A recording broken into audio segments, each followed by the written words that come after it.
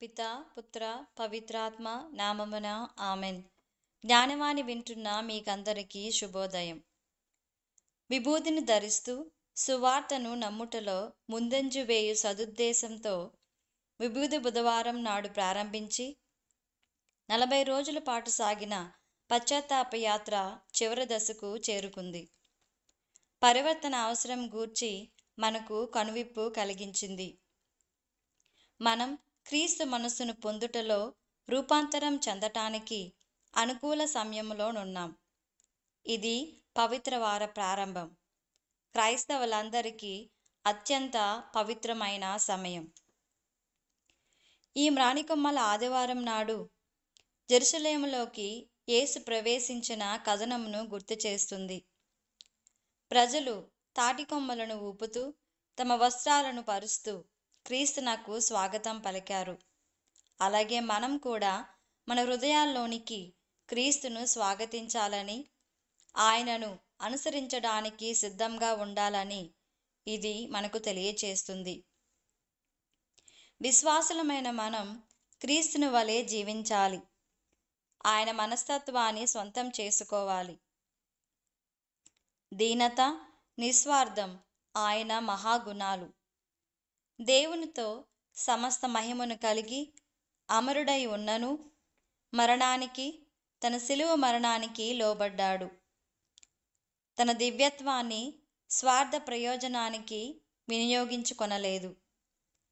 మానవాళి రక్షణ కోసం దివ్య ప్రణాళికను నెరవేర్చుటకు ప్రాణాలను అర్పించాడు. ఈనాటి పఠనం ఒక సుదీర్ఘ ఉపోద్ఘాతం. తనకు జరగబోచున్న దానిని యేసు ముందుగానే గ్రహించారు. బాధామయ సేవకునిలా సువార్త ఆద్యంతం నడిచారు.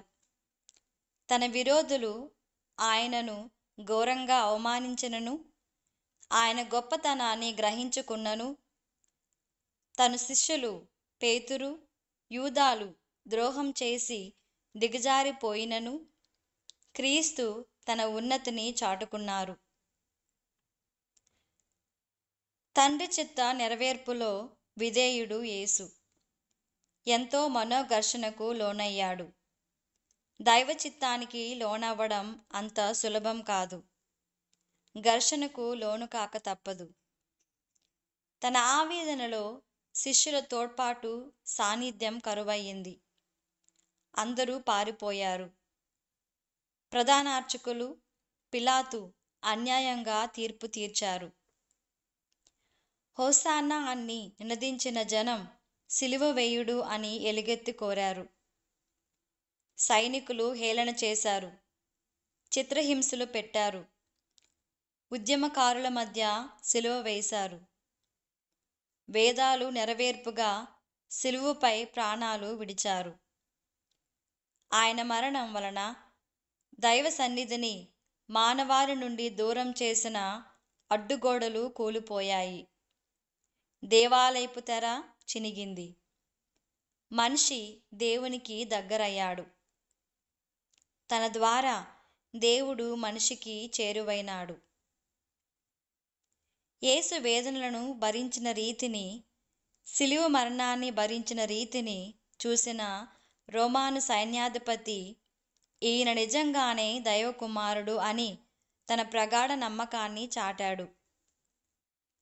అంతవరకు వారు హింసించిన నిర్బలుడు, శిక్షింపబడినవాడు, వెలివేయబడినవాడు, తృణీకరింపబడినవాడు, హేళన చేయబడినవాడు, ఒంటరి పోరు చేసి మరణించినను దేవునిపై నమ్మకాన్ని నిలిపిన వైనం, హింసలోనూ ప్రేమను కనబరిచిన వైనం, పీడిత జనం కోసం దేవుని చేయూతకు గట్టిగా వేడుకున్న వైనమును చూసిన రోమాను సేనాధిపతి ఈయన నిజంగా దైవకుమారుడని, మనతో మన మధ్యనే దేవుడున్నాడని విశ్వాస ప్రకటన చేశాడు. యేసు బాప్తిసంలో రూపాంతరం నందు ఇదే ప్రకటన చేయబడింది. యేసు కూడా అధిపతుల ముందు ఆ విధంగానే చెప్పారు. యేసు యెషయా ప్రస్తావించిన బాధామయ సేవకుడు. జీవితంలో దైవాజ్ఞ పాలనలో ఎదురైన ఒడిదుడుకులను, శ్రమలను ఓపికతో, సహనంతో, పట్టుదలతో, దృఢచిత్తంతో భరించి, దీనతతో, నిస్వార్థతతో నడిచి రక్షణను సాధించాడు. తన బహిరంగ సువార్త ప్రకటన గలిలయలో ప్రారంభమై యెరూషలేము నగర వీధుల కీలక దశను చేరి కల్వరిపై పతాక స్థాయిని చేరుకున్నది. యెరూషలేము వీధులలో కల్వరిపై ఆయన ప్రకటించిన సువార్త ప్రత్యేకమైనది. అది శ్రమల సువార్త. మానవ జీవిత గమ్యాన్ని నెరవేర్చు సువార్తను ఆయన ప్రకటించాడు. సిలువపై తాను తన గమ్యాన్ని చేరుకున్నాడు. మన జీవిత గమ్యాన్ని చేరే మార్గాన్ని చూపాడు. యేసు చూపించిన మార్గంలో మనం నడవడానికి ప్రయత్నం చేద్దాం. యేసులా సహనం, పట్టుదల, దృఢ నిశ్చయంతో మనం జీవితాలలో వచ్చిన ఒడిదుడుకులను, కష్టాలను, బాధలను తండ్రికి అర్పించుకుంటూ మన జీవనం సాగిద్దాం. ప్రార్థన చేసుకుందాం. ప్రేమామయుడైన క్రీస్తు రాజా, సకల మానవాళిని పాపము నుండి విముక్తిని చేయుటకు నీ యొక్క పరిశుద్ధ రక్తాన్ని సిలువపై చిందించారు. అందుకుగాను మీకు వేలాది స్తుతులు, స్తోత్రములు. నేటి నుండి మేము పరిశుద్ధ జీవితం జీవింప మాకు సహాయం చేయండి. మీకు సాక్షులుగా జీవింప నేర్పించండి. అందుకు కావలసిన పరిశుద్ధాత్మ శక్తిని మాకు ప్రసాదించమని మా నాథుడైన క్రీస్తు ద్వారా మనవి చేసుకొనుచున్నాము. ఆమెన్. పితా, పుత్ర, పవిత్రాత్మ నామమున ఆమెన్.